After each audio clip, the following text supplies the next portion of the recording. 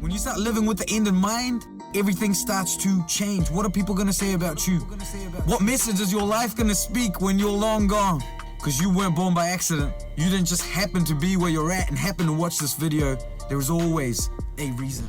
So we're like backstage behind the scenes right now live. Okay. And then we'll, as people start coming on, you'll be able to see comments on the top right. Okay. And yeah. Let's do this. Exciting. Have you been to New Zealand? I have not. No, I've been throughout Australia, but no, never over to New Zealand. I have a niece that lives there. Okay. Yeah, I forget where she lives. Her husband he's like a high-end teacher, and so they hired him years ago, and now they're kind of stuck there because of COVID. So they can't leave, and they can't even visit back home and come back. So yeah, they're loving their life there. Yeah, completely adapted. They have 3 children. And it's pretty good times. Yeah. Brian and Brooke. Cool. Well, I don't know what they think about the current situation, but we can. She talks to my wife quite a bit. Yeah. Yeah. And I don't know much about that, but yeah. Boom. All right. We've got a few people jumping on here. Good morning, good afternoon. Good morning. All the Kiwis, all the Aussies, the Americans. Good to see you guys on here. Hello. We're just waiting for another 45 seconds and then we'll get started. This is going to be a good one. And I am very, very excited. When I ask people, hey, is there anything you don't want to talk about? Usually politics or, don't get deep on politics is usually a big one, or the current state of what's happening. And I find that interesting when people don't want to touch on some subjects, Yeah, it is. It is always interesting to me too, because there's so many really great things to talk about. And I think I really do believe that God has answers for in real time. He's a very real and present help in times of trouble. And so I'm always surprised that people, let's not go there. And you're like, really? Because with what's currently going on, you probably do need to talk about it. And instead they end up with have all this anxiety and this pent up kind of, difficulty in dealing with the world. And you're like, I wouldn't want to live like that. So yeah, talk it out. Boom. Well, let's get into this thing. So, welcome to our Fuse Life podcast, episode 101. We've started a new wave. I'm very, very excited. We're all about God-given assignments, you fulfilling the purpose for which you were created, for which you were divinely designed. So my guest today is he's a veteran in some ways, involved in prophetic and apostolic movements. He's helped produce movements like the Organic Church. I'd love to know more about that. BigFish and Endless Knot Community. Very, very interesting. I had a great chat with Dezi probably now 3 weeks ago, and his heart really gripped me, and it was an amazing conversation. I'm super thankful for this connection, and I know you guys are going to love this conversation. So, Dezi, thank you so much for making time to be with us today. Well, thanks. I'm really excited to be here. I'm not normally a podcast guy. Most people, I just don't do this kind of stuff. So this is brand new for me. So you have to bear with me a little bit. But yeah, amazing. This is actually my first. I think this is my first podcast. So yeah, just to give you an idea. What an honor! That's going to be great. So, Dezi, can you just let people know a little bit about yourself, like what you're doing, where you live, what you're involved in at the moment? Sure. I live in Arizona. So one of the best and easiest ways to talk about it is I'm not, people think of Arizona and they immediately go to the West Coast because we're right next to California. But we're not the West Coast. We're the Wild West. I'm an Arizona native. My family were Arizona pioneers, going way back when. So I'm literally an Arizona guy. Like we like to say in America, Arizona, we're kind of like an outlaw state. I am a lot like Texas. And, the only reason that we would be the first to secede from the Union of the United States is because Texas never thought it was a part of the United States in the first place. So so it's just kind of a joke we say. So it's still like that. We shoot from the hip. We draw first. Gun people down. In terms of politics and conversation and speech. Yeah. So we're just kind of like that. But I live here in a small town called Globe, Arizona, and if anything, if you have any imagination about Wild West heroes, well, a lot of them came from this region. Anybody from Doc Holliday to, whatever, just Billy the Kid, all of that stuff. This is the home of Geronimo, which is usually a name that is remembered all over the world. He's an Apache rebel. And the town of Globe butts up against the Apache Nation. So the Apache Nation is here. Wow. And so it has that real kind of feel to it. And I live here with my wife of 40 years, and a good chunk of my children, my adult children, live here. We work together. Oftentimes we have 2 coffee house restaurants. My daughter's a chef. And then we have just so much going on in our spiritual community. We do schooling, education, in the medical field. I was a politician for years. Just in local politics and state politics, and so we're pretty busy. It's not busy like a bee. We live a very active life in Christ, and so it's a good life, and it's I end up like at this point in time, because I just finished with about 1.5 years where I've been really sick. I eventually coded out and died in the hospital, and then they came back to life for just this kind of reason. For this podcast, really. Yeah. So, but still, I find afterwards, after, now that I'm recovering so much, that I'm like, I lead my preferred life. I own a coffee house. It's a really cool coffee house where everybody comes and hangs out and conversations happen and you get to meet people and so on and so forth. So that's just my life so far. That's awesome. Can we quickly touch on this thing that you just you died and you came back? That happened. When did that happen? How long ago? Well, I was in. I had like a parasitical liver disease where this parasite I picked up a while back was just eating my insides, and it went towards my liver, and I was a regular drinker, so that didn't help it in terms of alcohol. And so, it just ended up I was diagnosed probably, over 1.5 years ago. And then I just progressed really poorly. And it just kept getting worse and worse and worse because it was really just eating your insides. And so I was put in the hospital at the beginning of this year, like for long term. And so I stayed there until I had a miracle on Easter Sunday. And I was transplanted with a new liver, even though I was beyond liver transplant, because I literally died on Good Friday. And then since then I've been like this miracle, and my recovery's been miraculous because I was so bad off. It was by that point in time, the parasite had, my kidney, my heart, my lungs. If you'd see a picture of me, I was unrecognizable as a human being, just lying in that ICU ward, and ready to go. But again, I had foreseen it, a couple of years before, wrote it out. I didn't know exactly what would happen to me, but I wrote it out in spiritual terms that God would allow me to be taken to that point. But you still have to live it by faith. You still go to it moment by moment. Your wife is struggling, your family, because we're a family that's really tight knit, and all my friends, we're tight knit. And so, it was a big, difficult year for a lot of people. And now all of a sudden everybody just gets to experience the joy of it. So this season for us, in America, Thanksgiving and Christmas and stuff, this is a really good season because I think everybody knew I wouldn't live to see another Christmas. Wow. Wait. So 2 or 3 years ago, you, by the Spirit, are like, oh, God's going to allow me to go to a dark place, or death? You knew it was death. Yeah, well, it was actually a dream. I wrote it down and sent it to my close friends, but it had a lot to do with even what was going on. So this was back in 2019.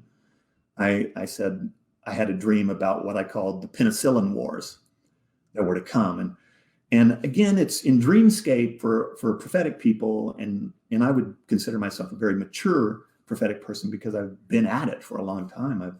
I've really spent my entire adult life trying to figure out what it means to, how do you achieve prophetic, maturity. And so I consider myself that. And so you have these dreams, but they're very image based, because God uses, when I believe that when God speaks to you, he's going to use whatever's in your soul. And so for me, it often comes off like a TV show or something.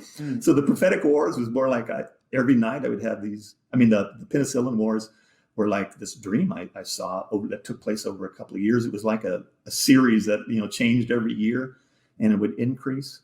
And so then you could look at that, and then you could accurately predict in 2020, this is what's going to happen, and we could tell people that, and we did.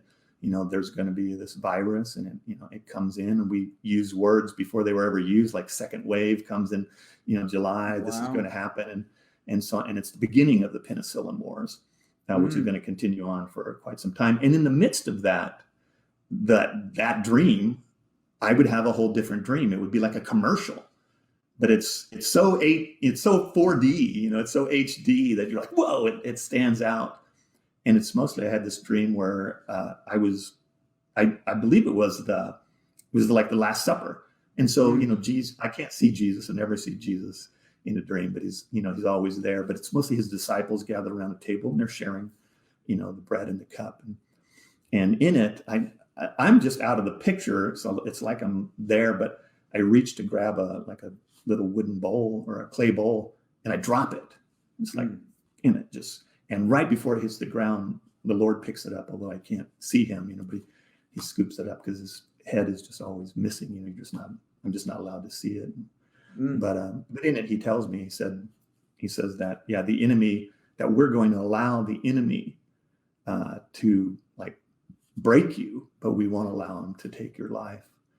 And it'll happen. So I knew it would, and it was for God's purpose, and so on and so forth. So I knew that would happen in the midst of 2020. That's how because you have to translate those dreams. You have to give a translation to them. So, and it was a little more elaborate. It was a little more elaborate than that. But I started preparing my family and my life for death, because I was like, and nobody liked it. They thought you're suicidal. Like, no, I'm actually I need to clean up some stuff, because I've got to prepare. My wife is going to be devastated by it, so I got to make sure she's capable. There's no problem.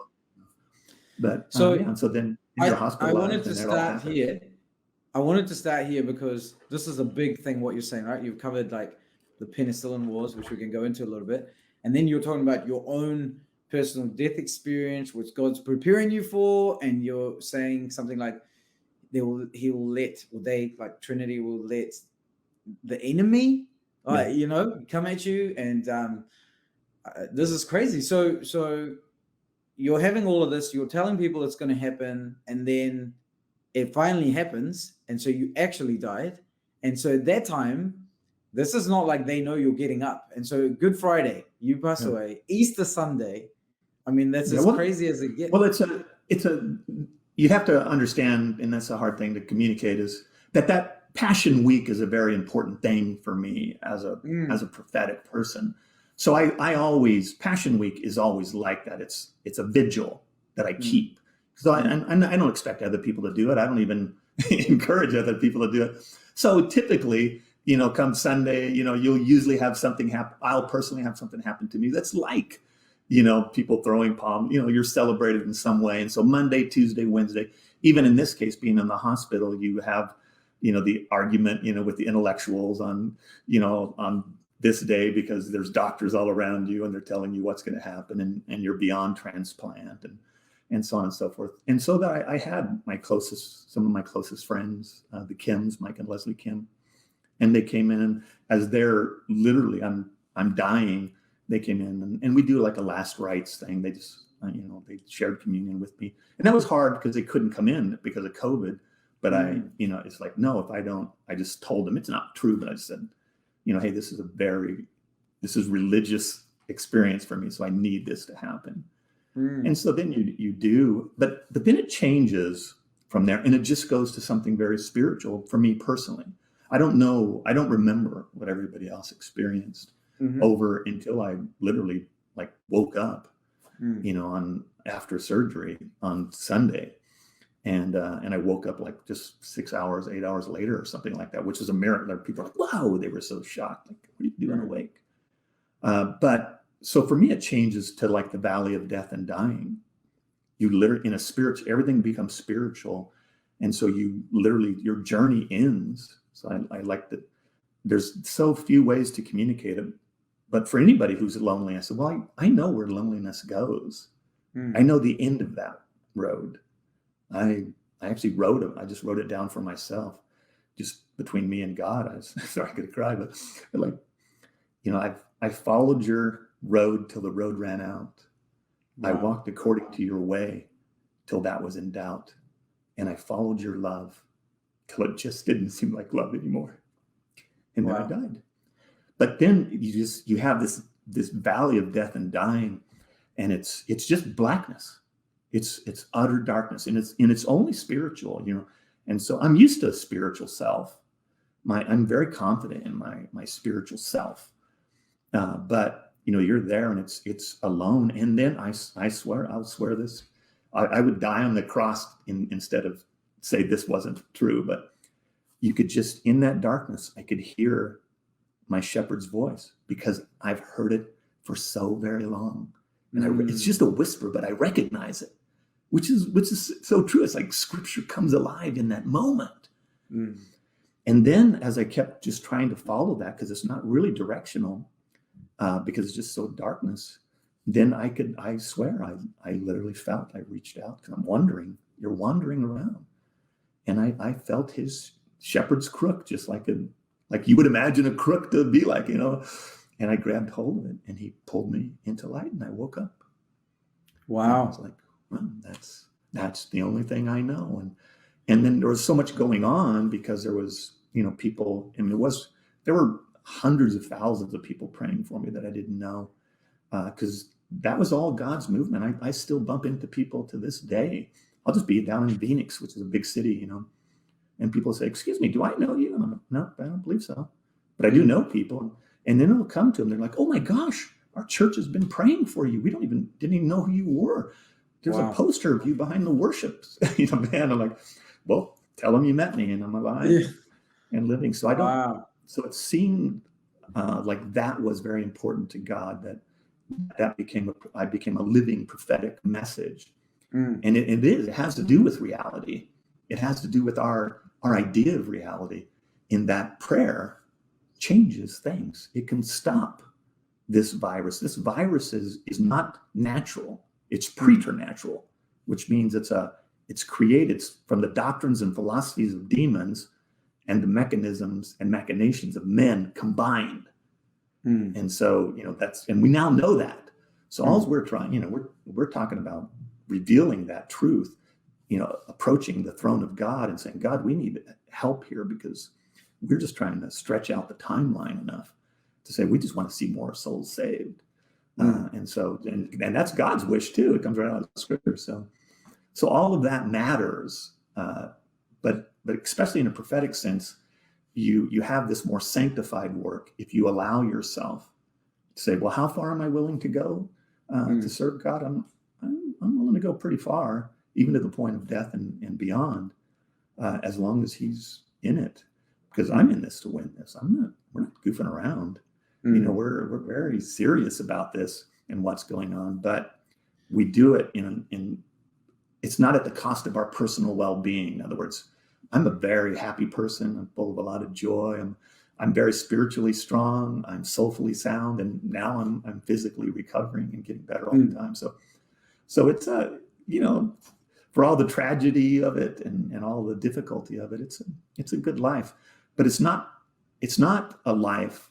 Most Christians, I think, believe that the reason to be Christian is to lead a long, dull, and uninteresting life. And so if that's your actual belief system, that you believe that's why you were saved, then yeah, this way of life is not for you. But I'm like, wow, really? That's what you're going to settle for? So yeah, go for the gold. Well, okay. So there's so much we can talk about here. I mean, you touched so many things. So let's see if we can grab some of these just to wrap up this crazy Friday to Sunday experience. So on Friday, you're gone into this valley of darkness, as you say. And over here, have they pronounced you dead? Like, are they like? No, it was actually just so, because things in the spirit realm are much longer, because there is no time there. So I actually only coded out. I coded out twice, and then I had other. I mean, I was coherent, during on Saturday and so on and so forth. And but my family's there, my wife's there, but I don't really remember it because I was that far gone. I'm literally just if you would see and my wife took a video of that last day, and she's like, it's pretty horrifying to look at. And so, but some people there was a young man that died. He was my size, my height, same thing. He was only in his 20s, a good Christian family. And they get a bio. I'm in an institute, a liver institute, actually, because Phoenix houses, the place where liver transplant was invented. They really created it here. Wow. And so they actually, they're going to pull the plug on him, and they did. And that family, they could see my bio. These are the people who are in there who can be transplanted. And even though I was beyond transplant, because they were just like, no, there's no reason to transplant him because he's going to die anyway. The operation itself will die. And so but the family insisted on it, and it's pretty important that system in America. So they kind of were like, no, we want it to go to him. Wow. And they kind of made it happen, and I don't really remember any of that stuff. Just because I wasn't coherent. Yeah. Okay. Wow. All right. So there's so much that you've gone. I didn't want to interrupt, but maybe I should have, because you said some amazing things. But if we come back here to this penicillin wars, and you're talking about what's happening in the world right now, and everyone's got different views of what's happening, and some are like it's God, some are like it's not God. Some are like God is allowing it, but there's something going on. What is your perception of this? And you mentioned you kind of see this happening for a little while longer with the dreams that you've had and things God's shown you. Yeah. How are you seeing this unfold in the next 3 to 5 years? Well, one, I'd also probably should just give a little blurb there that this is not just myself. I've been at this a long time, and way back in the day, I was an early computer guy. Back in the 80s, I literally built our computer out of a Tandy 1000, which was had like 256 bits of RAM. It was just stupid. So, we were always that way. We, like MS-DOS and COBOL and all that stuff. We were early hackers. So we understood just on a very science sense, the dark web already existed, and the World Wide Web was just overlaid. We just laid it over that. And what year was this? This was early on, in the late 80s and early 90s.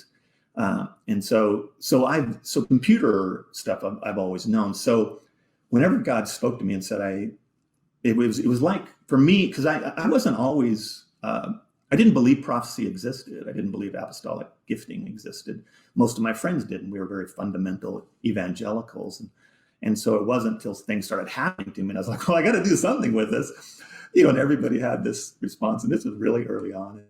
And then we began to realize it was there. So in the midst of that, God really spoke to me and said, I need you to raise an army, like a school of prophetic people. And I was like, well, how am I going to do that? I didn't even travel internationally at the time. And so I saw so much of it going on. So I created myself as using hub theory, which is a computer idea. I just created myself as a hub. And then people who I felt were mature prophetic people, they would send me information, the dreams that they had and stuff like that, but they didn't know each other, because we were trying to get at, how do we keep it pure?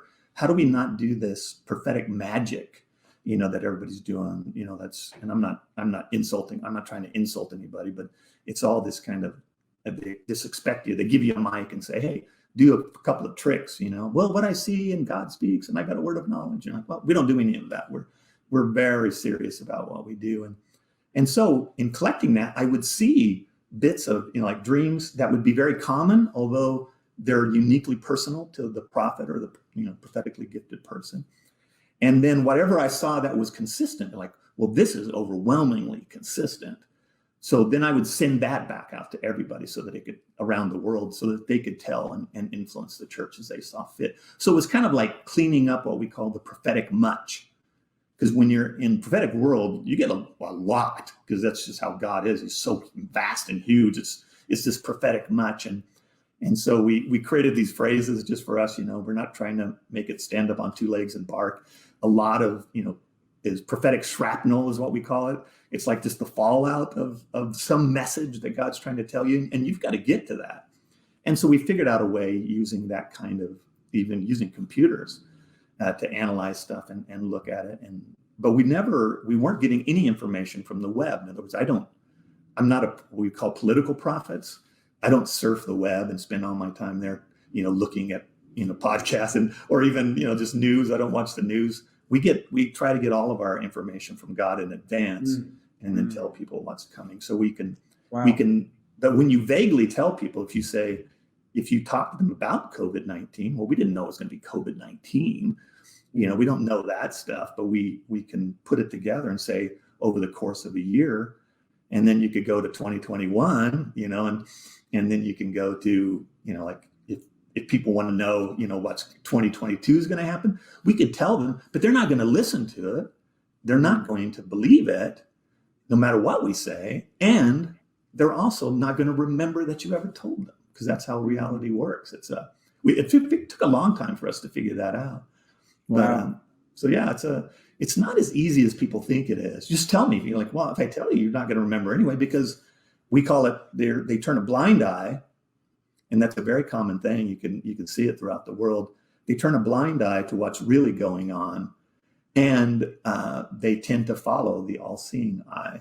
In other words, so there's all this, the all-seeing eye, or this big brother kind of mentality. It's what's telling people what to do. But anytime we try to show them a God who is much bigger than that, as prophetic people do, then they tend to shy away from it, because for the most part, people go, whoa, I don't want to know that I'm living in a preternatural world. Because everybody believes, when I used to use the phrase preternatural, it's an actual word. And it's used all the time now. So there's supernatural on this side over here. I'm trying to see where my hands are. And then there's natural. So most people still practice a Christianity that comes from the natural world. But we entered into this period of time, which is unknown, that we call the prophetic gap. And it's moved to like a preternatural existence. That means things aren't going to work out in a natural way. You're just going to go, where did that come from? How is that happening? What does that even mean? And deception is everywhere. And so we're living in that world now. We're living in a preternatural planet. That means the very atmosphere around us, everything has changed. But it'll eventually move towards a supernatural state. And that's the tribulation period, because this is all spelled out in Daniel's timeline, other than we're in the mysterious church age. That church age it's an undetermined period of time. Daniel didn't see it. And so it's up for grabs still. We can still, through prayer, stretch out this timeline before it gets to the tribulation period, which is, again, deals with Israel as God's time clock. So there's still, like we like to say, we put it as simply as we can, there's still enough time to do what God wants us to do. We just no longer have all the time in the world. And you've got to get used to dealing in a preternatural world, because don't expect things to always work out the way you think they're going to, even concerning, God and what he's doing. There is this allowance. In other words, he allows mankind to continue. If we want to create a world without him, he's gonna allow that. And unfortunately, that's a non-creative world. So yeah. Okay. I'm loving this, and so many rabbit holes here. I'm like, oh yeah. I'm like, where do we go? Well, so let me ask you this just quickly. Based on this conversation, how do you feel? Can you share a little bit about 2022, what you're seeing to some extent? No, probably not at this time, and we can come back to it, later, because at this time, and we just use, the Gregorian calendar. People will always send me stuff going, well, the real calendar is based on, rabbinical calendar. You're like, yes, I know, I know all of that. Because guys like me or prophetic people like me, we're not shy on scripture. I for 20 years or so, I read saturation reading. I do about 20 to 30 chapters of scripture a week. And then I study. I'm a student, and I've been that way my whole life. So it's not like I don't know those things. but I'm just saying, no, we just pick it because I think we have that authority as Christians. Like we just pick a timeline. And so we're like, yeah, dear Lord, what's January going to be like? We follow this calendar all over the planet. So he ingratiates us that way and puts it in there. So about this point in time, we're putting everything together because we don't like, in other words, like even my accuracy rate is probably about 95% in the ability to tell people, what's happening. And then in time, they've come to pass. That's what, if you live long enough, there's these huge things that you've talked about come to pass, even when people didn't even believe in them. And so you gain a little bit of credibility in that. So for right now, we do take it very seriously, and we're putting together what we know through that hub, which still exists, 641A. Okay. And it's a pretty secreted. So in a way, that's a difference between like my kind of how my personal practice of Christianity. The reason I don't do pot is we're not very showy people. We don't do that end of it. We're pretty much, hey, unless you ask me, I'm probably not going to tell you what's going on. So yeah, we're keeping that close to the vest until we're pretty certain that this is going to happen, and these are the ways we can pray about it so that it doesn't happen. Yeah. Okay. So then you mentioned, and I love this, by the way, so thanks that we can just kind of do this. So you mentioned that you're like, we can extend the time, and there are things that we have to do. We don't have all the time in the world, but there are things that we got to do. What do we have to do here? What are you seeing? How do you?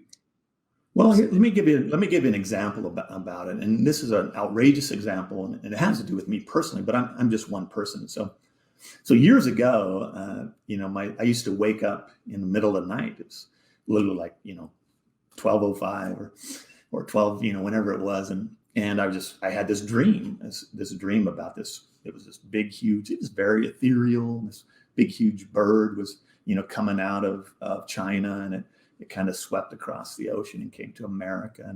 And this was before, the bird flu virus was ever known. It was just wasn't known.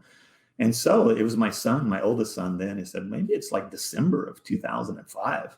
Wow. And I was like, whoa, I didn't see that from my inside. Like I couldn't see that, And so it was just a personal thing because the dream wouldn't leave me. Every night I would wake up and I had a little clock, a little red clock, it's digital.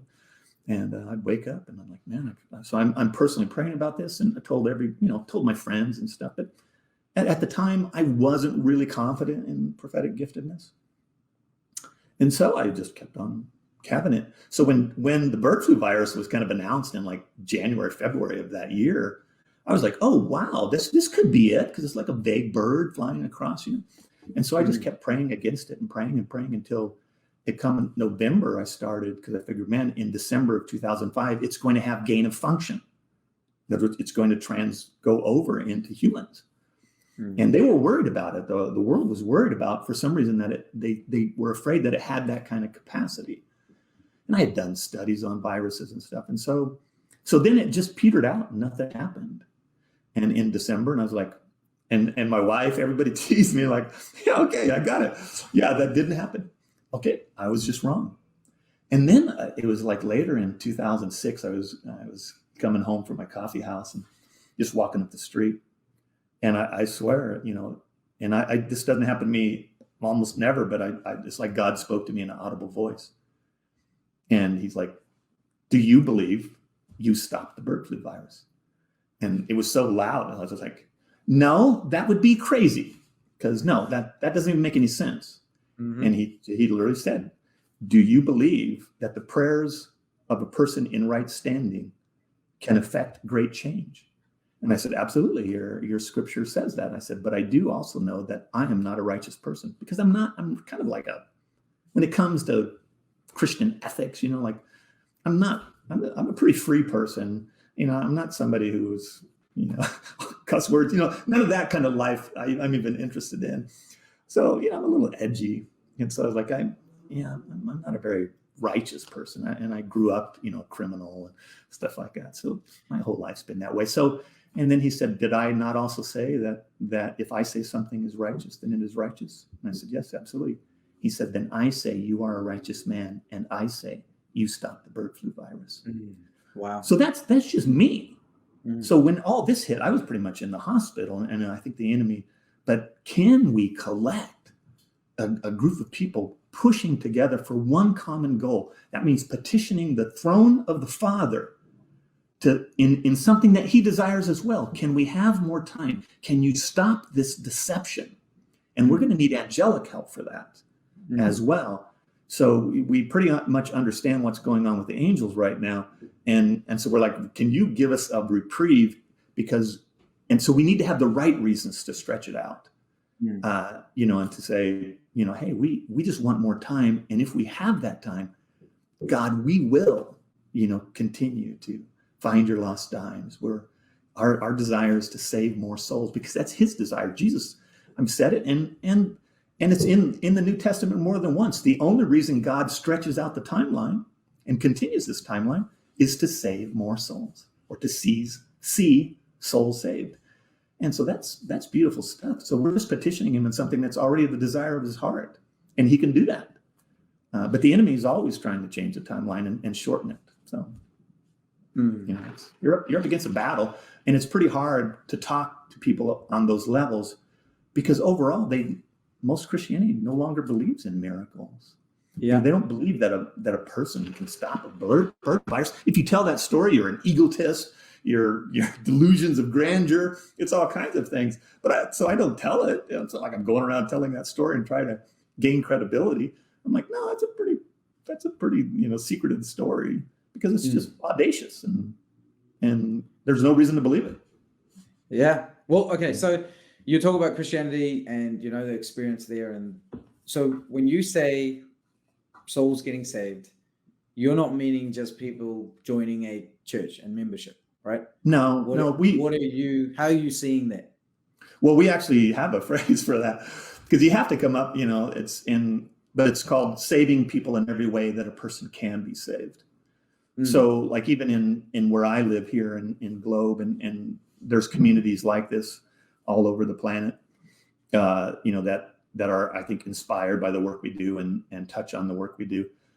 So here, we're very entrepreneurial. We grow food. We have, so we kind of just take it from the manger. It's Christmas time. We love that idea of Jesus in straw poverty. So we position ourselves, our own lives in poverty, and we presence ourselves among people.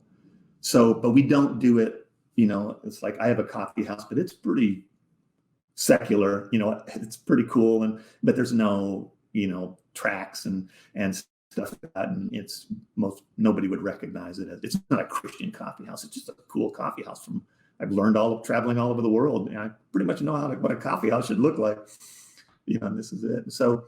So in a way, so we employ people, we employ a lot of people. I live in a town that's almost next to what we call a ghost town. So it's mostly poverty here. It's a mining community.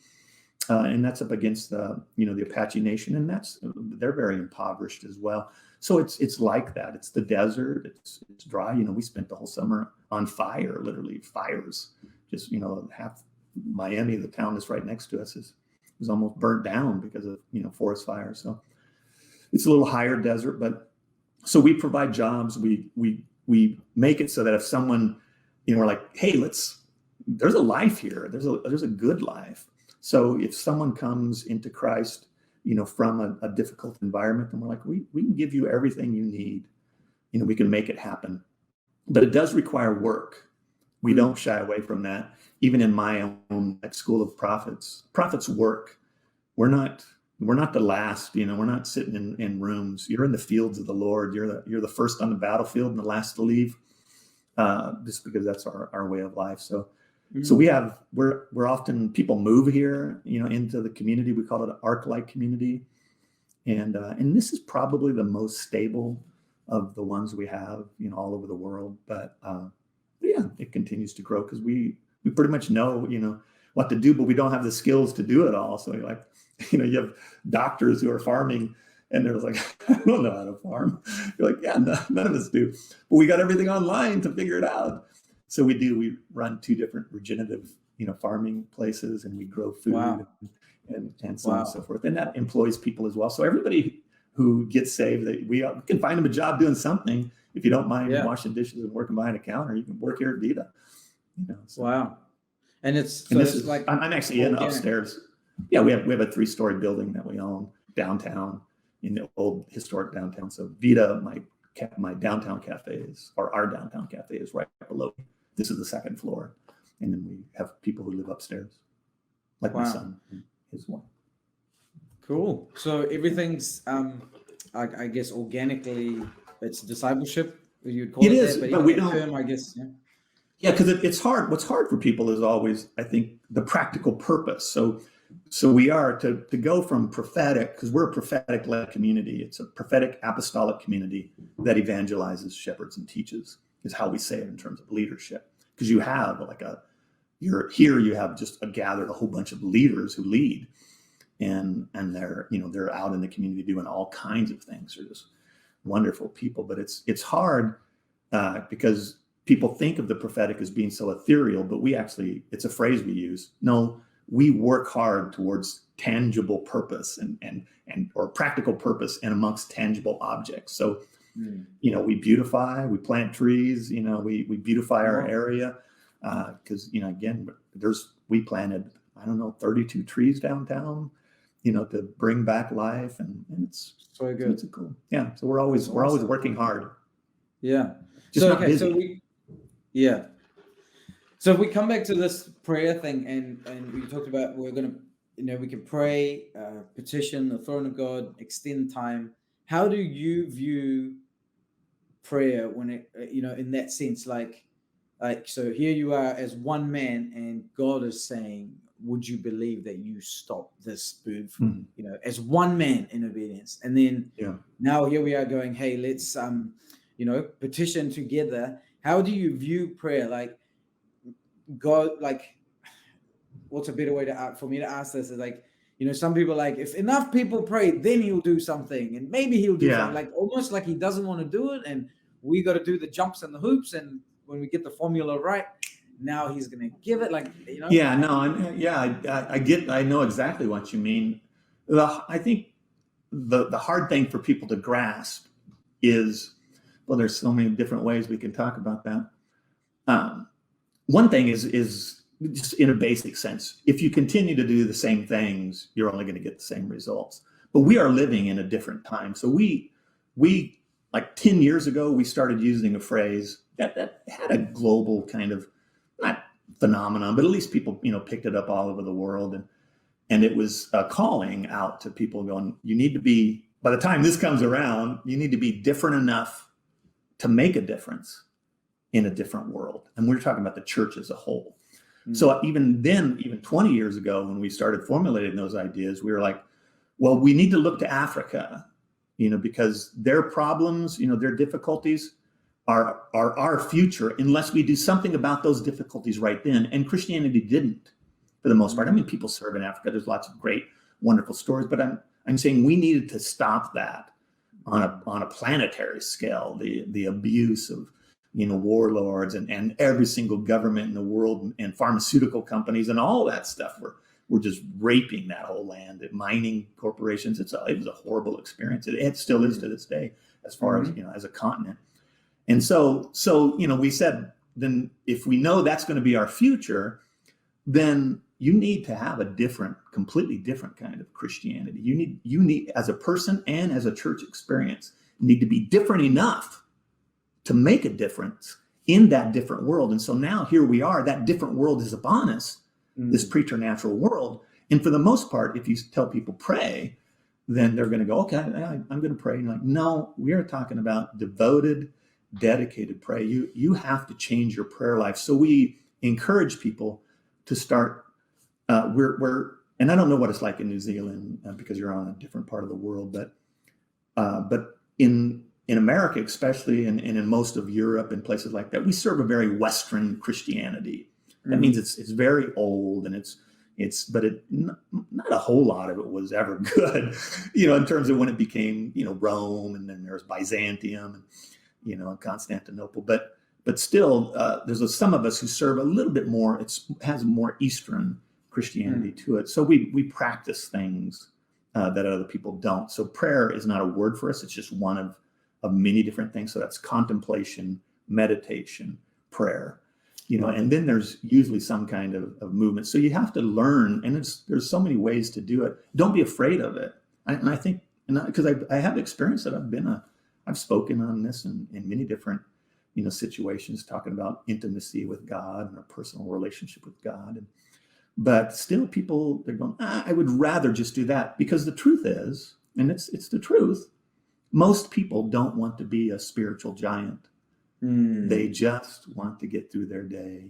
They go, man, I just want enough. I don't want to be, this crazy, Jesus freak is what they use over here. They don't use it anymore, but that's always on people's mind. I don't want my kids to grow up to be a Jesus freak. You're like, well, I like being all freaked out on Jesus. Pretty good way of life. He's that kind of person.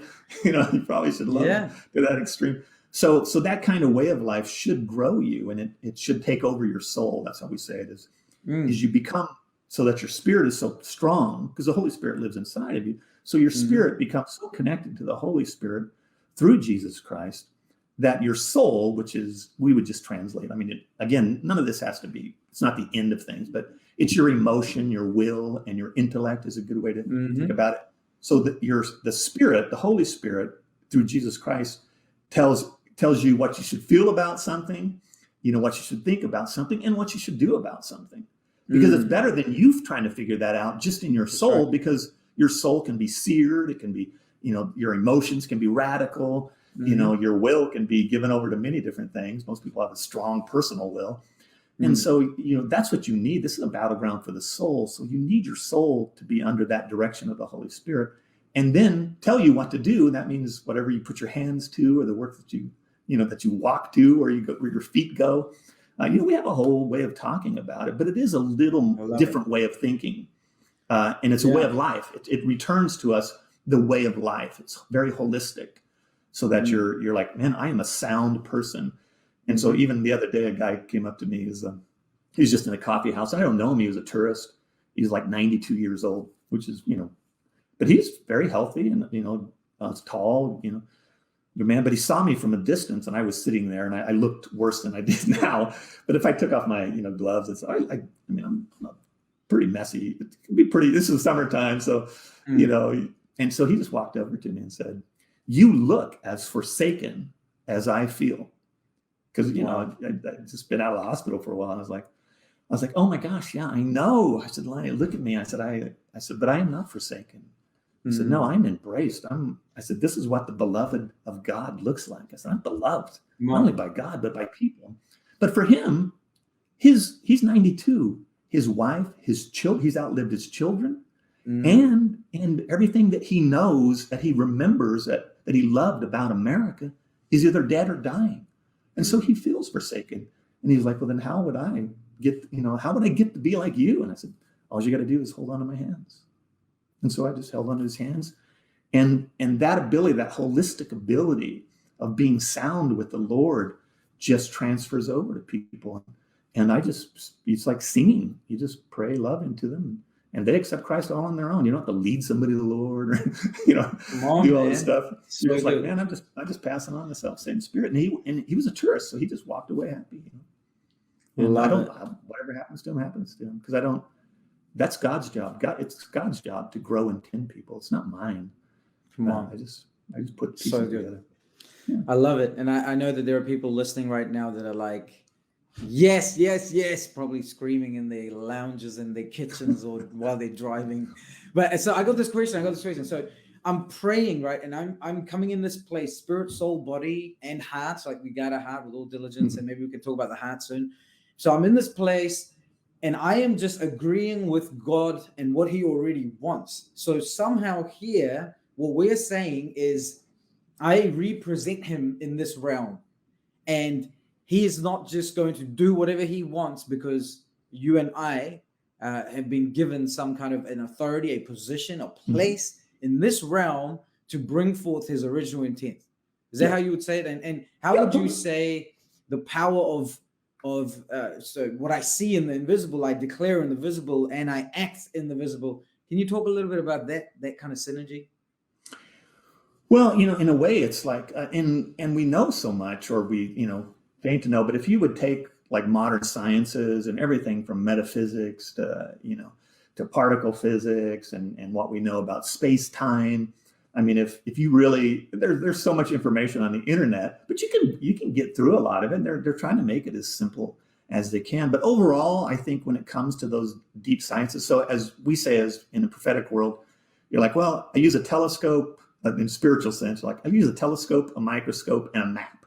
So, but that's a whole other thing to talk about. But it actually happens to you as a prophetic person. You're like, God takes you to a deeper inward understanding.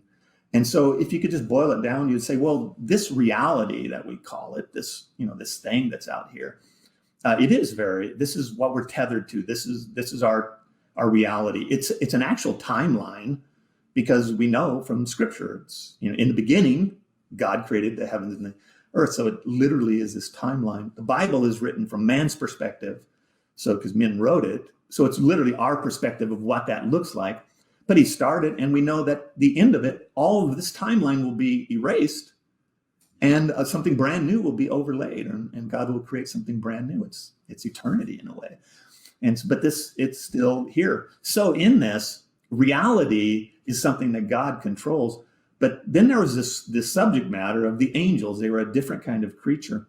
So there's like several different realities going on at one time. It's the universe they live in, these fallen angels. They live on the same planet, but that spiritual space is different. They have access to this realm, but very rarely does a human being have access to that one. To transfer through that, you've got to go through a barrier that you have to understand isn't really there.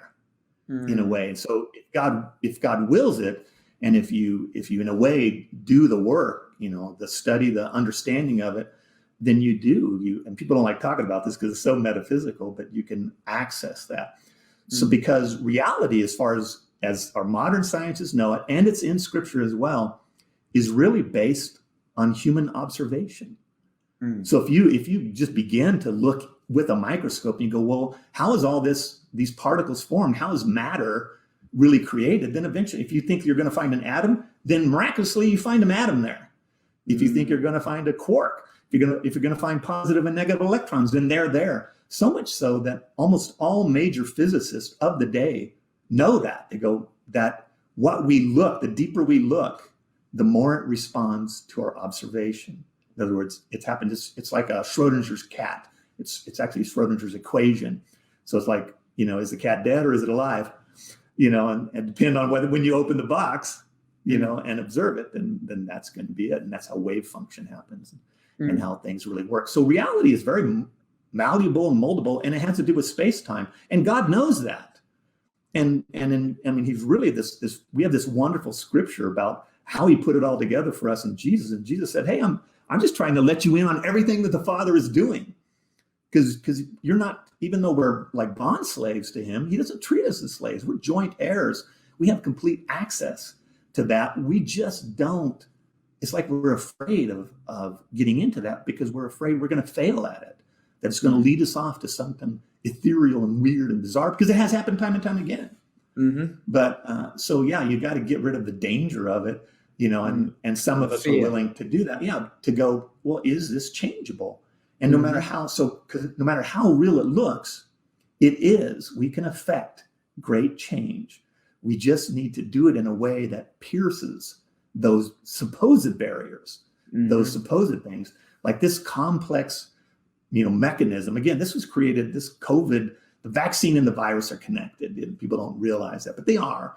And it's meant for one bigger thing, that has to do with doctrines and philosophies of demons and governments and people and globalization of men. And that's all big stuff.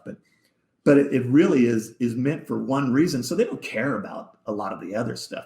But for us, we care about people. That's what I'm care about people. I don't want to see them confused. Confusion and deception is hard to penetrate with truth, no matter how great that truth is. So, we just want it stopped. We just need enough time to pierce into that or to speak into it. And then we need to speak into it a way that we see a harvest. Because for those of us who are who can see things, or, we hope for things way in advance, like 10 or 15 years, then we understand that there's a great harvest that's coming. Wow. We're preparing for that because we want to be a part of it. Like, Lord, don't let the enemy threaten this. We need time to help create that because God wants us in on all of that. We're the ones. And as far as the enemy goes as well, they need humans. The enemy is so far devolved into their evil that they need humans now more than ever. They can't do any of this without us. And so they're very busily active. So that's the unseen realm in the world and realities of, just basic of how it all works out. But overall, we just say, you know what? The world is not what you think it is. It is much more complex, but you can understand it simply through Christ. But you shouldn't just believe it, because what gets believed in gets talked about over and over and over. But what gets valued gets done. So much so that for you, that Joseph, whatever you're doing right now is what you value in spite of what you believe. And it's the same for me. So we need to change that understanding of the way the world is working in a preternatural way. And Christians need to value it in such a way that their Christianity is motivated by it and moves towards it, to engage it, and to say, no, we're actually in charge here. We're God's children. We're, we can stop this, but we have to do a conservative effort. That means. Wow.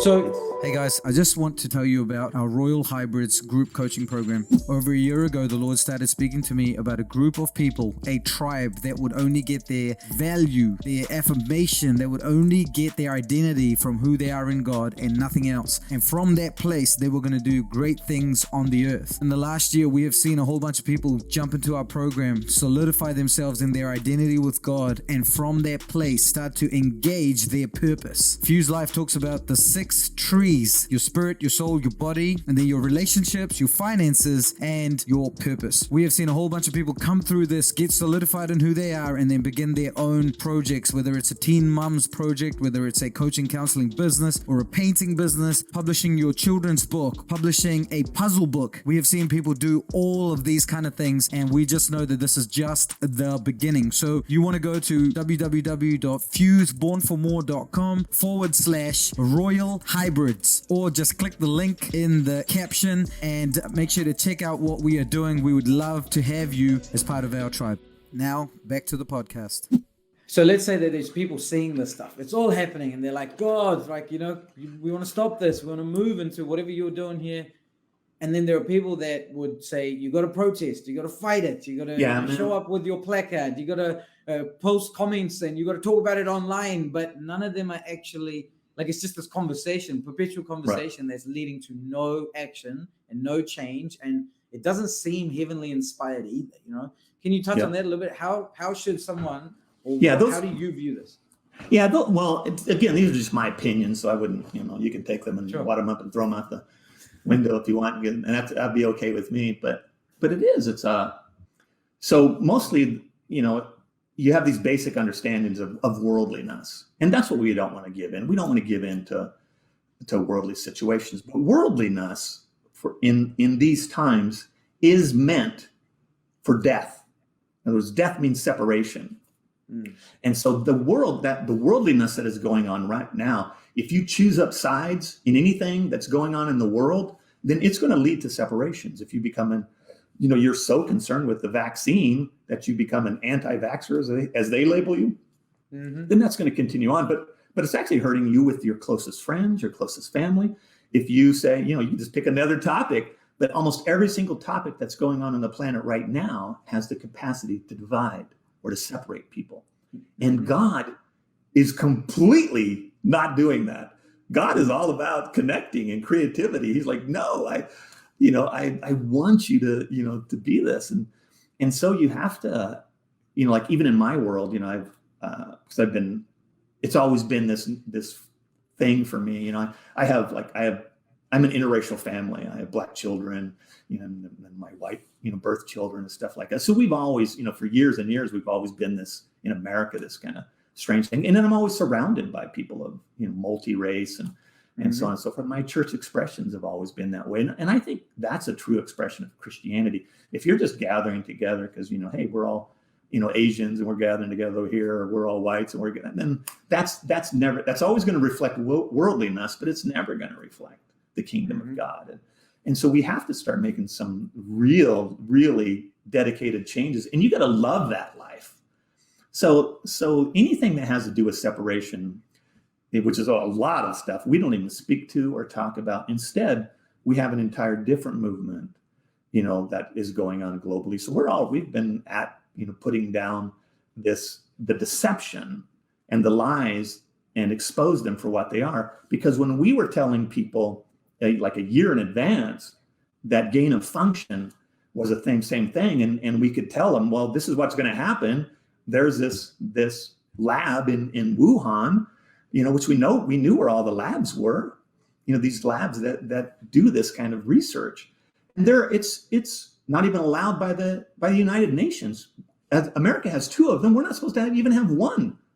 It's actually disallowed, but now everybody knows they exist. But we knew they were going to come to Canada, which is that joint work there. We knew they needed the virus that could cause gain of function, and then they manufactured it and made it happen, and then released it among their own people and globally. And so we're all experiencing it. But it's just, they don't care. It's just about control and so on and so forth. So you can get into all of that. But my point is in order to defeat that, we go to the source. That means we go to the more natural. And in me, even myself, I serve God's organic nature. We're not, as a prophet, I'm dedicated to that. And so you're like, because natural, God's natural abilities is different than his structural things. So we don't really participate in trying to create a structure or even something that protests. There's lots of people doing that work. We do much more of a spiritual side of it. We have people all over the world, thousands and thousands. That numbers continue to grow. And we prepared people and said, okay, but we're going to petition the throne of God, the Father, through the Holy Spirit that lives in us, in the name of Jesus Christ, to expose the deceptions of this. And so as prophets, we see it in like the coming media broadcast. We actually see those. And they happen in like flash type stuff. And so from about September till now, we're winning it. We expect, our natural expectation is that we expect all of this to be exposed by February of next year, and for it to kind of stop. But something else will come down. Something else is coming. So it's not as though, the world isn't going to continue to get much more difficult. It is. But like we always say, our best lives, if we allow God to use us in a certain way, our best lives are in front of us. They're not behind us. Our best experiences in Christ, our best friendships, our best brotherhoods and sisterhoods, they're all in front of us because that's the way God is, because they're not based on world events. They're not based on these tragedies that are happening to everybody. It's a life in spite of, not because of. So we don't deal with happiness. We deal with joy. We deal with the fruits of the Spirit, not those other things. And so we trust, and we know that when we ask for heavenly help, we're like, for some reason because of what we saw in the spiritual realm, we're like, we know the heavenly host was gearing up for the second coming of Christ. And in some cases, they were leaving the planet in a way. And so it was a big ask. We knew it was a big ask to say, God, would you give us more time? And would you send down your heavenly host, in order to fight the battles that we can't fight, in order to expose this deception, because it's so demonic, and the mechanisms of men, it's just, they're together, they're bound together and sworn to each other's purposes. So we need actual help. And he did. I don't know that. I'm not saying that's what God did. I'm just saying we believe that and we value it, and we're continuing to see the results of it. So that's the way. And then hopefully we're going to see like a brief harvest that comes out of that, of souls, but still a much bigger harvest to come, because it has more to do with God, us once again sharing God's reputation, not our own. We need to bring back his reputation, because the average person out there, and I'm saying this most honestly, because of the circumstances of the times, and because they're so inundated with the broadcast of the enemy, that without them knowing it, they believe that God is probably a little less than good. They're not going to say it, but they're feeling it inside. And you're like, that's an outright deception. He is not that. He is great. He's great. And he's in charge of all, he's in control. We just have to kind of get involved in it, like, once again. Yeah. And after 2,000 years of Christian history, I think most people are not involved in it. I mean, so much of what you're saying, like with the exposing this kind of stuff, like this is resonating with me in my last 6 months to 9 months. So very interesting. In terms of this, when in the beginning, you talked about the all-seeing eye, and people are following that. Can we quickly just touch on that? Everybody, I guess, to some extent understands these secret societies or, Illuminati or whatever like that. There are people who've given themselves to that agenda, so to speak. Yeah. I don't even know if we really need to touch on that, but there are some who maybe after you mention that would be like, oh, like it's a real thing. Like they're really people who have agreed with darkness and are wanting to be vessels for darkness's use, right? Would you say that? And what are your thoughts on that? Oh, yeah, absolutely. But it's been going on since the beginning of mankind. This is just a different version of it. Cyberspace, cyber world, all that stuff is, AI, all of that is not really real. By the time, advanced intelligence happens, it's actually just, you're talking about an animated piece of machinery that really demons possess in a way. It's like the life that God created, those lives still exist, whether that's fallen. We're fallen man, and they're fallen angels, and then there's other types of things. But I'm just saying, most things, the sciences of what's going on, they've been going on. We would look at it, if you believe, because we've all been inundated with this idea of evolving from caveman days, but none of that's real. There were these epic times, even pre-Diluvian times, when sciences were just completely different, because the world was a different place. And so now we would call a lot of that, ancient witchery and the worship of the gods were actually gods. They were, statues and stuff that had, that demons, they were actually worship of demons who were pretending to be gods. And so it's all gone on in one time or another. This version of it, we could see in advance. And so for guys like me, we were back in the day, we were saying, hey, here's this thing that's coming. And so the age of communication was something everyone wanted.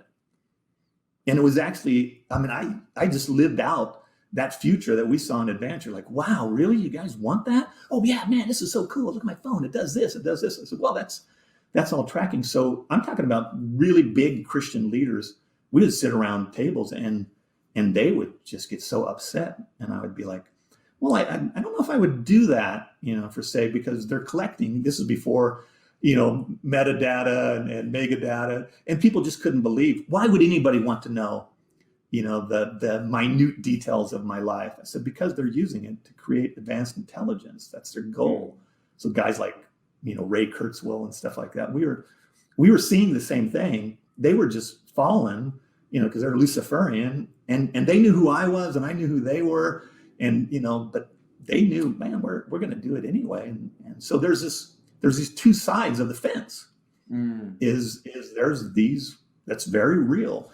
There are corporations and everybody moving towards the future, governments, boundary issues. All of that is done by, we track, we spend time and we track it, and we know what's going on. We know the super demons who are in charge over it. We track their movements. We know what they're doing, and how much of corporate world and, the governments of the world and stuff are in league with them. They're actually in meetings in this realm, face to face with, fallen angels that appear as in some kind of humanoid form. So it all seems like confusion to people, UFOs and all that stuff. But it's if you just understand the unseen realm as God portrays it in Scripture, and you're willing to allow yourself to say, God, what does this really mean? Then you'll see that it actually makes sense. There's just a whole lot of deception, and then there's truth. So stick with the truth, and God has a plan, and this is all going according to plan. But yeah, if you don't, so the age of communication was something everybody wanted. And so by the time it ended up being completed, then there was nothing we could do about it. And so we tried to warn people that the age of surveillance will be something that no one can escape. And they didn't believe that either. And so here we are. And you're like, Wow. if you don't know that there is no way to protect you from, being watched, I'm heavily watched all the time. But I've had real-time experiences. I actually had, in America, we have the NSA, that's a national security agency. But years ago, they actually just came and, picked up computers and stuff like that because I was a serious threat to that system. And the reasons you're a threat is pretty hilarious. And so I was investigated for 5 years before they let me go. Wow. Let's go into it a little bit. So this podcast that we're doing is very different to normally, because normally I start with people's stories. We rewind back. How did you begin? What you kind of went through? But we just dive straight into the deep end here. So if we come back a little bit, so Desmond, how did Desmond meet God or encounter God? How did that journey begin, and what were some of the early days? I was raised in again, my family's Arizona, but my family were like rodeo riders. I was raised in a big family. And so I grew up in very difficult parts of Arizona. It's the desert. I was born in 1959. So I was kind of, I was born in a car in the desert, so that's the beginning. And then the rest doesn't go very well. So it wasn't until my, later 20s. And I was raised LDS. Is that a phrase for you? Latter-day Saints, yep. Mormonism. Mm-hmm. So I was raised, my family were LDS from the beginning. My baptismal record goes back to Joseph Smith, baptized a relative of mine, blah, so on and so forth. So, so the Harveys, my mom's side of the family, very big on that. Although my family were not, because they were rodeo people and, drinkers and all that kind of stuff. But, we were raised in ranching. And so I got out of that. I was the youngest of like 60 cousins. I got out of that, met my wife, when I was, going to college. And so we married and just loved each other so much. My wife changed my life so much. And it gave me that shot at family life, and so I was like, man, I just loved it. We had my first son, I was 23, I think, when my first son was born.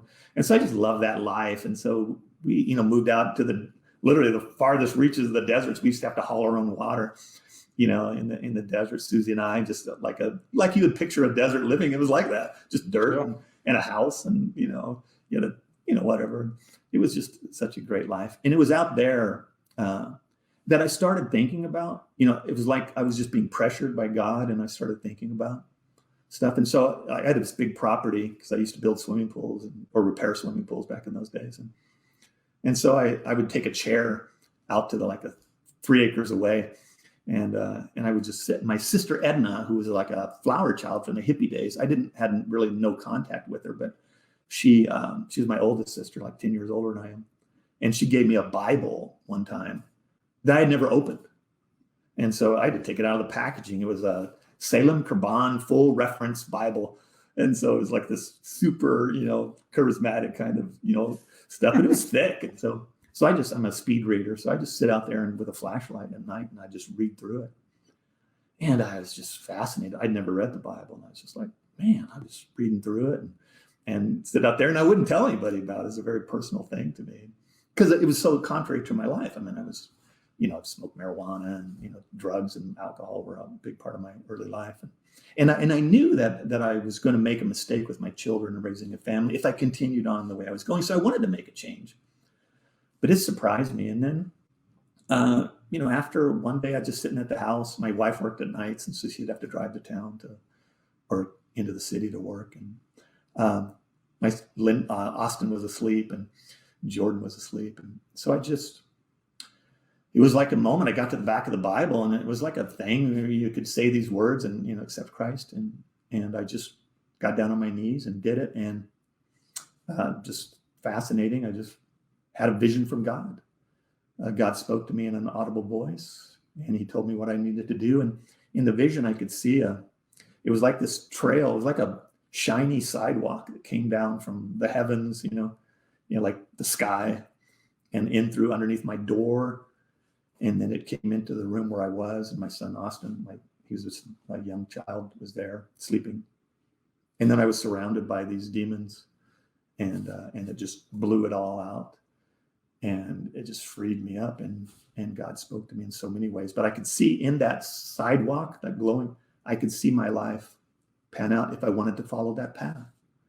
And so I chose that night to change my life completely. My life, I was radically converted. I changed overnight and Wow. never went back. It was a shock to many people. And I hit the streets right away. I started doing inner city gang work and stuff like that, because I'd come out of a rough environment. So how old are you at that time? Like 25? I was 27. 27. So prior to that, had you had any experiences, any kind of supernatural experiences, or you heard something, or you sensed something? Because you said LDS, but you opened the Bible at 27. So were you reading the Mormon Bible? Did you? No, you're just mostly for me, because my family were called Jack Mormon. My grandfather was excommunicated. So from the church, he was one of 10 brothers that were very powerful in the region we lived in the town I lived in, along the Colorado River. We lived right on the Colorado River. And so but I went through scouting through LDS. And so they were always a big part of my life, because as a young kid growing up in the 60s, it was just, it was the wonder years in America. And so, we were, we lived on the river. We were like Huck Finn kids, So, I had a gun, we're gun people here. So I had a gun at 8. I got my first rifle, knives and sharp objects, and just stuff like that was a normal way of life for us in the deserts of Arizona and as kids back in those days. So it wasn't, but I was a strange kid, and it was because of what I saw. And so, for me, I just didn't ever recognize that. For me, and again, it's hard. That's how I became a really good storyteller, is because I see things from my perspective. And which I finally realized as probably in my 30s, that it was, this is all from a spiritual perspective. So things can take place, but I often have a different interpretation of them, or a different remembrance of them in a way, because they include that. But I was known as a pretty strange kid, and I got into a lot of trouble because of it. I was very smart, but I did my first juvenile detention time at 8, and then 10. Wow. And then, so I spent a lot of time in detention. So what were you doing? Like stealing or something, or what? No, it was much more mastermind type, kid mastermind stuff. So it was stealing, but it was on a pretty big level. So even as a young person, I could, so it was more like, well, how do you steal fence and stuff like that? And I grew up in a very different, and then stuff happened to me because of what was going on in America. It just, it was by God's design, I guess, but it was just a lot of ugly stuff. I was, my grandfather and I were very close. We were I was the youngest of all of his grandchildren, but he took me everywhere he went. I grew up on the ranch with him.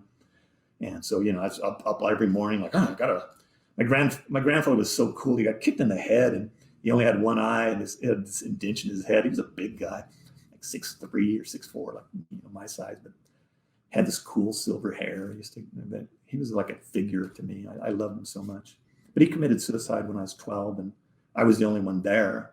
He shot himself with a shotgun, called me out, and I just came out, and he said, "Sorry, boy," and just bent over and shot himself. And then that happens, and so then I'm covered him because I hug him for a long time. Eventually, the police come, and I was arrested for, because it just looked really bad, but I'm covered in blood. And so if you're covered in blood, that's not the only occasion I was soaked in blood, someone else's blood. And so that transforms you. And then eventually at the age of 27, that's what happened to me was God redeemed all of that past. I could only give him this horrible past because it was just my life. And so you're like, I was a good guy, good father, good husband, good, I didn't keep a lot of the garbage that people had even before I was saved, but there was a lot of deep stuff inside of me. And so, God just redeemed all of that. So and that was a process of many years. God, but I've done a lot of things in Christianity. I worked for Young Life as a parachurch guy. I did several nonprofits, many church plants. I was a mega church God, I've done pretty much Well, everything. we got to touch on some of this stuff, because I'm very intrigued with people's stories and your story. So you're 27, you have this thing that's a crazy, radical thing. There's deep stuff that's happening. Or maybe we would say your life's training up until that point is now being used by God in other ways. So when this happens, what were your next steps? Because you said that God kind of spoke to you about what you should do. Was that pretty clear from then on? That It was pretty clear. Yeah, it was pretty clear, because in that kind of stuff, it seems like God reserves that, this kind of audible voice and visionary kind of stuff, and so it's like, whew. But everyone around you doesn't get to experience it, and so you're really just this immediate crazy person. So this is how it changes so fast, like next day, because I had stuff I had to do the next day. So that means you got to go out and you've got all this drug paraphernalia and all these albums, and stuff like that. Because I was an edgy person, it was early 80s, and so I was into the music scene all the time. And so you just got to stop this whole way of life, because I was kicking my friends, my friends would come over and we'd drink, and I'd share with them from the Bible. Hey, look, we're all going to hell. You're going now. I'm going now. And so, they would get mad and I'd kick them out of my house. I'd go, I got to stop this. So yeah, the next day there was stuff to do, because God told me, He said, I lived way out in the desert. You have to picture this, like the desert. So in the desert, there was this little, very Americana, little tiny church, no bigger than a small house with a steeple on it and a little thing. And you drove down a dirt road, and there was this pastor there. And God told me, He said, I have a servant there, and you're to go to him and tell them what happened to you, and he will teach you everything that you need to know. And so I was like, okay. So, but I'm kind of I don't know. I was in the swimming pool business. So yeah, long hair. But he was a very fundamental, he was he was a seminary pastor. And this was his kind of retiree work. He wanted to go to this desert place and plant a church there. And he had maybe 12 old people who went to church there. And so I just show up with my son, Austin, who's like, 4 years old or something. And we get out of the car and he's raking the yard or something. Lester's name was Lester. And he's a great guy. And he's in his 50s, probably late 50s at that time. And he said, what can I do for you? And my son says, my dad had a vision from God. And I was like, okay, well, yeah, there's that. So he was like, and Lester, I always remember what Lester said. He said, well, isn't that nice? Because Lester didn't believe in that stuff. He was a very fundamental. And that's who literally, I didn't go to school. I was literally trained by Lester in fundamental, Bible, Latin and Greek and all that stuff. So I spent years, studying with Lester. And in turn, I would do work because I'm a handyman. I build things. I can do, build all kinds of things. And so, so we did that. But then that's just immediate. And then I had to go down and be baptized. And then I had to start. So I just hit the streets and started. I worked with. So Young Life approached me later on, in my 30s to say, because I was already had this, it was like this phenomenon of a bunch of kids who'd come over to my house. I'd call it the Dezi Baker show. I would just do comedy, and I didn't have any musical talent really. Played a lot of music. And then I would just do like a 15-minute gospel bits, and I would hand out these little booklets that I printed up, That was like Teenager Somebody Cares, and it just showed no matter what you're feeling, somebody cares and I care. And then I spent time on high school campuses and stuff like that. So that changed. So just quickly, I mean, that's obviously your story. We could be here for hours, but if we were to touch on some of the key parts, like you mentioned megachurch, how do you end up in a megachurch? What happened there? Well, it was a megachurch for its time. I don't think it'd be, considered that now. It was, a couple thousand people. But no, because mostly you have these moments where you gain in popularity. So because of once I became a Young Life area director, I was doing a lot of inner city gang work at the time. And at the time, LA gangs from California were moving out to Phoenix. That's the Blood and the Crip. And it was those times of Uzis and stuff like that. And so unless you were used to that world, it was a pretty difficult world to minister in. So by God's design, we literally created, me and a couple of guys started going after that, because cities were worried in the Phoenix Valley, like Mesa, which is the Mormon temple is there. And so the LDS were very worried. So they just wrote us a check. Said, what do you need? We're like, well, we need 2 helicopters. We need, some of the stuff we had to create, like painting machines that could paint over, tagging. but it would have to, we didn't want it to look like it was painted over. It was a computerized thing that cost a lot of money back in those days in order to match paint, for what was there. And so and then the police department, all those things were just doing what we told them. We created these halfway houses and stuff like that. So because of that, you accidentally or inadvertently, even though you're doing the hard work, you're always around murderers and, killers and drug dealers and thieves, you become a celebrity in a way. And so just localized, And so then these people asked me to say, because I wanted to leave Young Life, I actually had a nervous breakdown, and a real nervous breakdown, that you didn't see coming. And so I needed to step out. And so there was this, big church in East Valley. And they said, hey, we'd love to come on and take over student ministries, which was big and included college and career. But it was a very Christian world that I wasn't used to.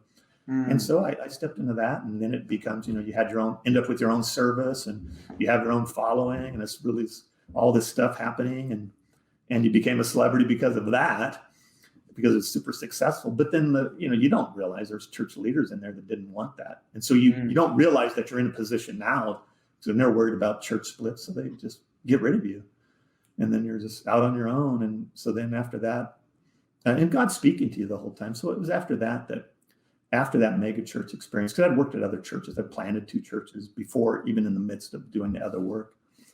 And so, within that, I really felt that God told me, leave here and never do this again. And so that's when I started forming. I'd already had those ideas in mind that God was speaking to me. And I was like, we called it church unusual, or church without walls was very common.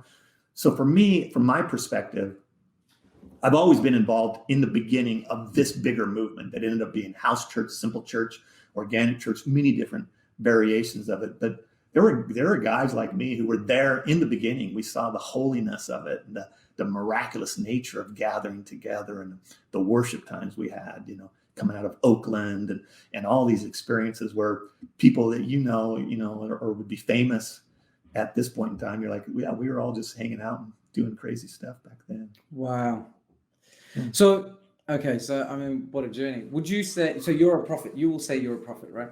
I don't say that, but people call me that because we never wanted to do that. We understood there was prophetic giftedness, but in time you end up going, what? It turns out I probably do, represent that because of what happens to you. You're like, well, it's a little more. Your authority is much stronger. And you're like, yeah, you do. But we still never use words like it's the church age. It's different than the Old Testament. Or I try not to use words like God told me or God says this. We never do that. We just talk about, this is where I think we want to go. Because in the prophetic world, or even as prophets, we see 2 different versions of reality. So if we look to the past, we see the way things could have been and the way they were. In the present, we see things the way they are, but the way they should be. And then in the future, we see things the way they could be, but the way they're more than likely going to be. And so, so we see these 2 different versions that if we acted right as Christians, it mostly has to do with those of us who represent God. If we could present to Christ when he comes a really beautiful bride that's strong and beautiful, then this is what's going to happen to the world by the time the tribulation period begins. But more than likely, based on the past and the present, we're not going to achieve that. So you do the best you can. So, yeah. So people call me prophet, but I try not to. So the difference between just being prophetic and being a prophet, right? Like, I have some questions for you. Like, can you just train someone to be a prophet? Or are prophets marked before their birth, like some people would say? What are your thoughts on that? I think there's both.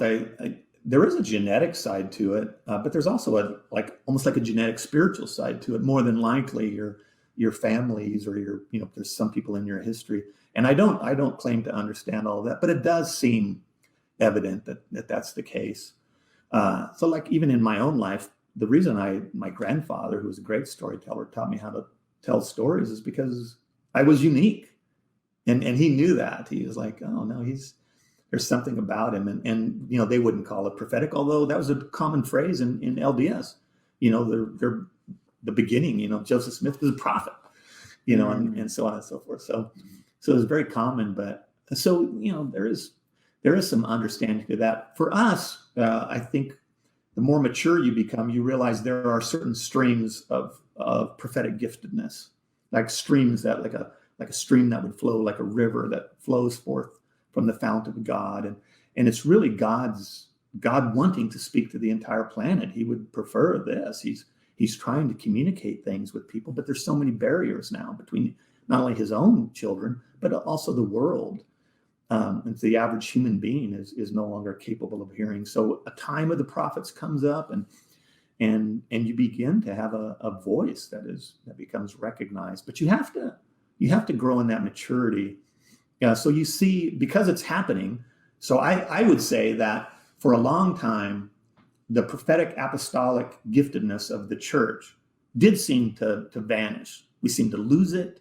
Either God intended it to go away, or we just lost it along the way. And then maybe a couple of hundred years ago, it began to pop up again, and it was misused and wrong ideas. It became some different stuff. So in my case, we were just like, it's for a time as this. So what does the prophetic apostolic have to do? So we kind of combined those, and said, well, the more mature prophet serves one of the other attributes of God.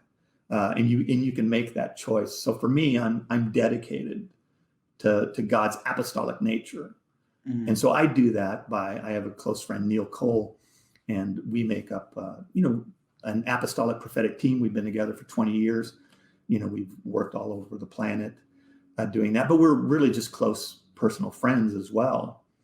Same age. We have, not similar experiences. We're completely different guys. But and it's hard to be together. We've had to tolerate a lot with each other, just staying together. But it's a lot of that was because of my early days of going, no, I need to serve God's apostolic nature, and it's not my natural design. And so because Neil was such his Christology, his all of his stuff that makes him a great apostolic leader, it just fit for me. I'm like, and he allowed me to speak into it and help create all of his, he's a much more known conference speaker, and we travel together, but most people don't know that.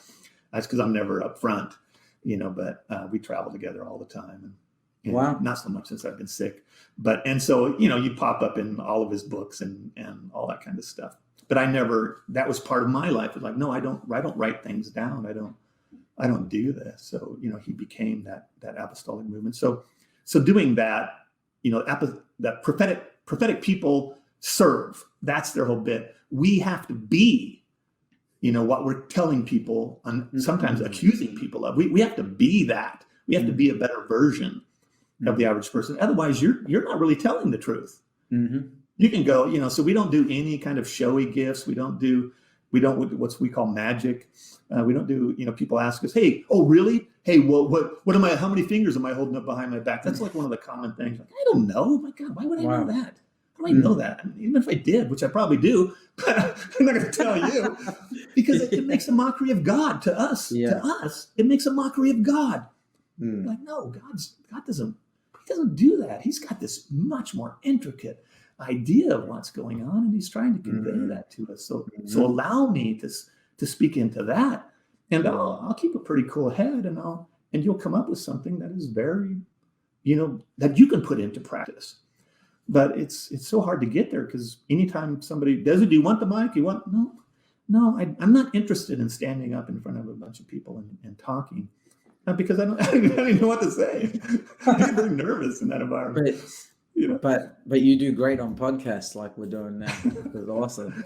So can I ask you about the importance of the heart? The posture of the heart and things like love and forgiveness and grace and mercy and being able to have a clean heart that doesn't hold grudges.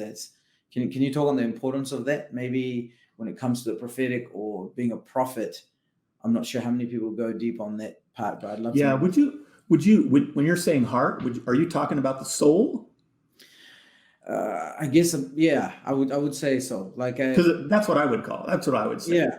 People use the word heart, and I love that word. Yeah. but I've actually seen my heart. Because you go through this kind of stuff, they use all these.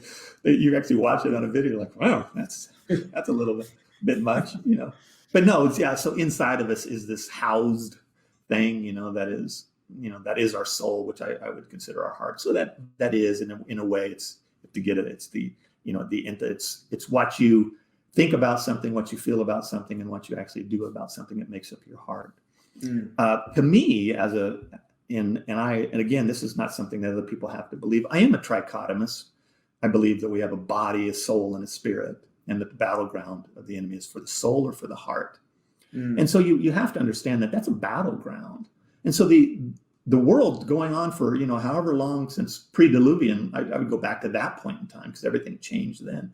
Since then, it's a battleground for the soul. And so we arrive at this point in time as humans, and you're going, well, it's difficult. The heart is a difficult thing to understand. But you need to understand that we have something in our souls that we weren't originally designed to have. And that's the knowledge of good and evil. We took that. Eve was deceived, but Adam took willingly. And so that ability to be deceived and the ability to do something against the will of God is in us. It's genetically in us, in our souls. And so if we just try to live life by trying to figure out whether something is good or bad, using that knowledge that we're not supposed to have anyway, then you're like, wow, you're open to all kinds of deception. So instead, you grow in the Spirit and have the Spirit transform your heart. And when you allow that, you'll find that love is like the big, huge thing for God. He will take you through a series of experiences that challenges your concept of love. And I'll give you an example of this one time, just in terms of transferring that. Neil and I were speaking, and I'm not even going to tell you where it was. We were speaking to a group of people, and Neil and I are up front in that situation because they, asked us to come up, and it's an evening, and so all of these people, it's a very small nation, people. So you have national leaders in there because it's a very Christian nation, kind of thing. And so you got pretty big people, and that's why you're there. And so we're speaking, but in a way, a lot of these people it affects how Christianity is done in that, a small island nation, things like that. And so they asked me a question, because this is all new stuff for them. They're like, wow, prophetic, apostolic, what's the deal here? And so Neil gets oftentimes in a hilarious way, just gets frustrated because he's like, don't ask him that question. And so they would say, because for them, it was a very big deal. This is years ago, 5-6 years ago or so, they were talking about LGBT. And their country, was kind of being inundated with that kind of stuff. And they're like, what do you do about that? Where you live. And Neil's just like, oh, geez, don't get Dezi started on that. And so they asked, they said, so as a minister, would you marry, someone who's gay? And Neil already knows that I've already done that. So he would be like, don't ask him that question, because he knows what it's going to cost me and it's going to cost us, but the reason behind it is because I said, no, what happened to me was because I'm always in the world, I presence myself among people. So I have a lot of friends who are like that. We're close friends. I have a coffee house. So I actually, like, that's Wendy and Diana. I know them. They're great people. Wendy, she was her father, I think, was a minister. And so we had a lot in common. She's super funny. So we're actually good friends. They come over our house. My wife, everybody loves my wife. And so she's that kind of inviting person. So you're like, no, we were super close friends. So when the culture kind of caught up to where they decided to be married, and they've adopted children, and stuff like that. And so they're just good people. They didn't have, coming to me to ask them to marry them was their first option. They're like, well, if Dezi doesn't do it, we're just not going to have anybody do it. Because of the loving relationship we had. But only I didn't know that it was going to be on the steps of the city hall and half the town was coming out. And, there's a huge crowd. It's live on, YouTube or whatever was going on at the time. And you're like, whew, that's a lot to handle. But my point was it came from a place of love. So like, no, I love those people. So yeah, I'm not going to let them go to a city hall and have some person. They came to me, so I'm going to do that because I don't see anywhere in Scripture where it says I'm even, as a minister, I'm even supposed to marry people. That's not a thing. And Jesus attended weddings, but he never, as far as I know, didn't perform one.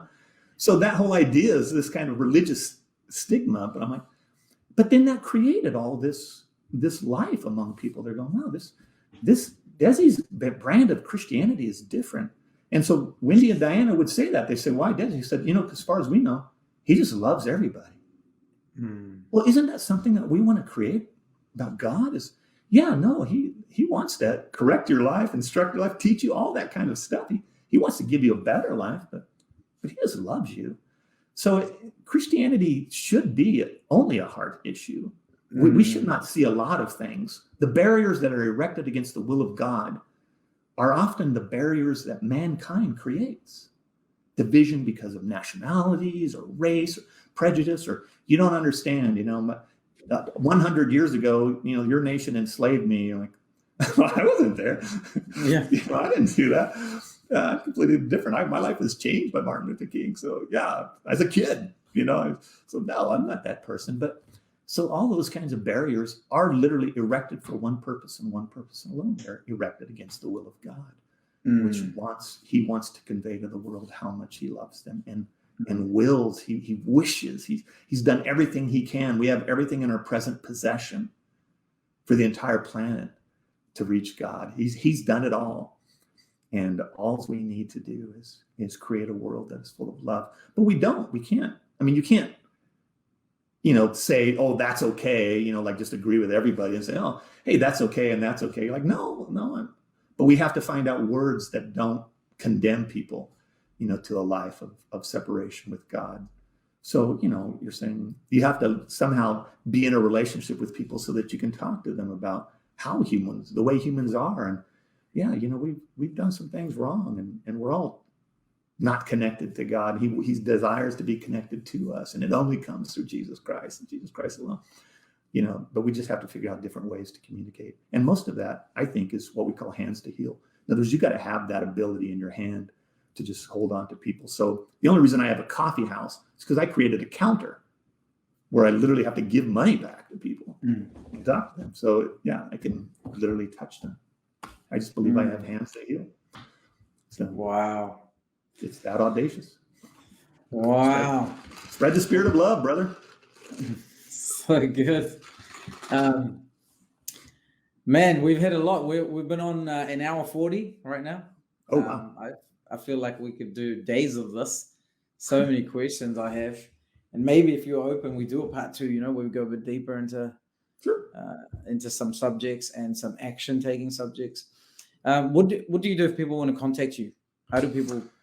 I'm very limited. That's why they call me a silent prophet, because I don't do a lot of. I had to reduce my exposure in order to get out even from the NSA's coverage. There's things I had to do. They actually gave me 5 things to do, and if I got out of 3 of them, then most of it was my internet traffic because they considered it of a suspicious religious nature. Okay, can we talk about that, or was that? Yeah. No, I don't care. What were you doing? You got me so intrigued. It's mostly writing. So you're writing about a topic like, say, Christianity, only it doesn't fit, because they do all these algorithms, and we already knew that was going on. This was years ago, where they were already collecting all this information, and so they're talking about homeland terrorism in a way. At the time, it was a new thing for America, but you pop up on the NSA's radar. You move from like algorithms to an actual person that's now looking over your life without you knowing it. And so they have 5 in America. They had 5 categories at the time that would be that, and so they're strange categories. So I own a coffee house, but going to a coffee, like if you use your internet and you use open Wi-Fi, if you're at a coffee house, that's one. If you frequent coffee houses or if you own a coffee house, that's a red flag for them, because coffee houses are notoriously anti-government sentiment. So if you're involved in political things, at the time I was a politician, and also I spoke against huge things like private prison systems, and I was a very audible voice against that in our nation and in our state as well. And we pushed back private and tried to expose the human trafficking of it. And so, because you write about that stuff and because of what I was doing on a global scale, I was challenging Christianity. So you just didn't fit in their minds, their government minds. They're like, man, this guy's out of control, until they send you an agent. And then you literally get to talk to an agent who's just an American. He works for the NSA. And overall, he's like, wow, you're just a normal guy who loves a lot of people. You know, he comes here, hangs out they literally hang out at your coffee house for a long period of time. But they do encourage us that if you want to get out from underneath that radar, you got. So I changed my life. So I don't actually own coffee houses anymore and stuff like that. It's actually under a nonprofit, which has a board. And so I'm not even on that board. And at the time, I had a medical marijuana dispensary. And so I got out of that world as well. And I stopped speaking openly. I decided to, in a more spiritual sense, to go after human trafficking and stuff like that. So I don't do a lot of web stuff anymore for that reason. And so I stay underneath their radar. Wow. And I'm okay with that. But I know it exists. What a journey. What a journey. Man, I think it'd be cool. We do this again. So if you want to get a hold of me, you really, as far as, I'm sorry for that. But there's not people who, how to get a hold of me. And so, you can share whatever, stuff you want to share. But overall, I really have nothing I don't have a website or a name. So, I'm on Facebook very seldom, just under my name, So maybe if someone really feels they need to or should connect with you, they can message me. I'll send them an email address. That's the best. And we can do introductions and a lot of people will talk, I talk to a lot of people, but a lot of them just decide not to, and that's okay. Because if you ask me, I'll tell you pretty much, I'm an open book, but a lot of times people don't want to hear. And once you get to the point where people are, because you can as a prophetic person, it's one thing to interpret dreams, which I do a lot of on a global scale. It's another thing to tell people what their dream is before they tell you. So that freaks people out. And so, sometimes just think, to know about people's lives can be a difficult thing, because you know what God knows. And so you're a great friend to have around if you want to be transformed closer to the image and likeness of Christ, but not so much if you don't. Yeah. So people I don't get rid of anybody, but people get rid of me all the time. Sure. And that's okay. Love it. Hey, I just want to honor you, Dezi, for your journey, who you are, everything you are to the body and to me and to everyone that's listening. Is there anything you want to say as, like a wisdom bomb or a last quote or anything you want to leave people with? No, I'm pretty sure that's enough. But I'm sure they're going to have some kind of thing. But it is, if I am, quoted as, I'm quoted as saying a lot of things, most of them I didn't say. But it is true. I think it's very relevant for, today, because of all the separation and the stuff that's going on in the world. But, fear is such a powerful motivator, but it's just, that living without fear is different. And for me, I'm so far beyond that, because I've died and the grave doesn't hold anything for me and none of that. So it is, I continue to tell people that if Christianity is anything at all, that you have to somehow get there. But if Christianity is anything at all, then it is an exercise in willingness. How far are you willing to go to find the truth about things? Because the world is completely different. So that's kind of it. Like, how far are you willing to go? Because I found that most people will go this far and no further. So that's kind of my consistent thing. And I'm probably most known for saying that this is an exercise in willingness. So therefore, Joseph, how far are you willing to go? Are you willing to change your life completely, to find the Christ that you love and you want to be close to? Because sometimes it requires that. And that's okay. If you don't, that's good. I mean, I got no problem with that. Mm-hmm. But anyway, so that's it. There you go. Guys, I'm leaving you with that question. How far are you willing to go? Hopefully you enjoyed this episode. Remember to just share this around with people that you know would really benefit. There will probably be a part 2 at some point. But thank you guys for joining us and hanging out. Love you guys lots. And Desmond, you can stay with me, but everyone else, we're going to say goodbye. I'll see you on the next one. Faith and patience. Faith and patience. Patience means allow it to happen. Stay the same. Stay persistent. Keep going. Faith, know that it can happen at any moment. Get excited because it can happen at any moment. You are so close. Don't quit now. Keep pushing. You got this.